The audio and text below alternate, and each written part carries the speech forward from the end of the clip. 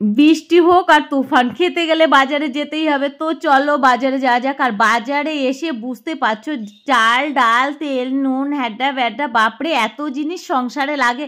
এটা কিন্তু বিয়ের আগে বুঝিনি, এই বিয়ে করার পরে এই সংসার করতে গিয়ে এসে মানে মাথাটা খারাপ হয়ে যায়। যাই হোক, এত কিছু সমস্ত কিছু নিয়ে এখান থেকে নিয়ে নিলাম টক দই, আর এখান থেকে চিকেন। আর ততক্ষণে ওরে বাপরে এত গরম, তারপরে পড়ে গেছে গেট, আর আমার মাথাটা মনে হচ্ছে ফেটে যাবে। আর এখানে চলে আসার পরে বাড়িতে এসে দেখি মনা স্কুল থেকে চলে এসেছে, বাজারটা রেখে কোনো রকমে ঘষতে বসলাম হলো টমেটো। আরে বাবা, মুখটা পুরো যেন কালো হয়ে গেল। আর লোকে দেখে কি বলবে বলো। আর তারপর সকালে করেছিলাম ডিমের ঝোল রান্না, আর তাড়াতাড়ি করে ডিমের ঝোল ভাত ওকে খাইয়ে দিলাম, আর আমিও একটু খেয়ে নিলাম, একটু ছিল পান্তা ভাত। তো মিলে হয়েই গেল দুপুরের খাওয়া দাওয়া।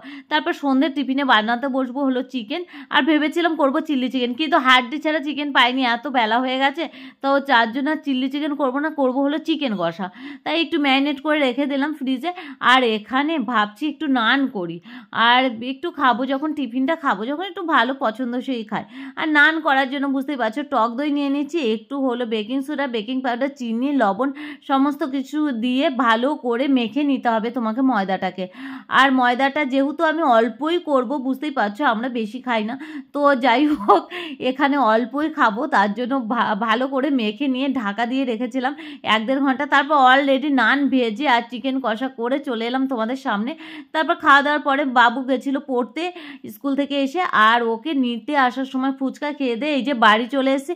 আর রাত্রেবেলা তো আর এগুলো গুছানো হয়নি, সকালবেলা ব্যাস বসে গেছে। এই ডাব্বাগুলো পরিষ্কার করাই ছিল, ডাব্বা পরিষ্কার করে রেখেছিলাম, যে পরিষ্কার ডাব্বাতেই রাখবো। আর এটা আমার স্বভাব বলতে পারো, মাসকাবাড়ি বাজার ফুরিয়ে গেলে ডাব্বা পরিষ্কার করে নিই। আর এখন তো পুজো সামনে, আরোই পরিষ্কার করার দরকার। তো সমস্ত কিছু পরিষ্কার করাই ছিল, সমস্ত কিছু ঢেলে নিচ্ছি। তবে 4-5 রকমের বিস্কিট ঢালিনি, 2 রকমের ঢেলেছি। আর একটা মনা বললে এটাও ঢালো, তো 3 রকমের ঢালাম, আর 2 রকম রেখে দিলাম, যে সমস্ত কিছু একবার ঢাললে নরম হয়ে যায়। যাই হোক সমস্ত কিছু রেখে দিচ্ছি। আর ব্লগটা কেমন লাগলো তোমরা অবশ্যই কমেন্টস করো। টাটা।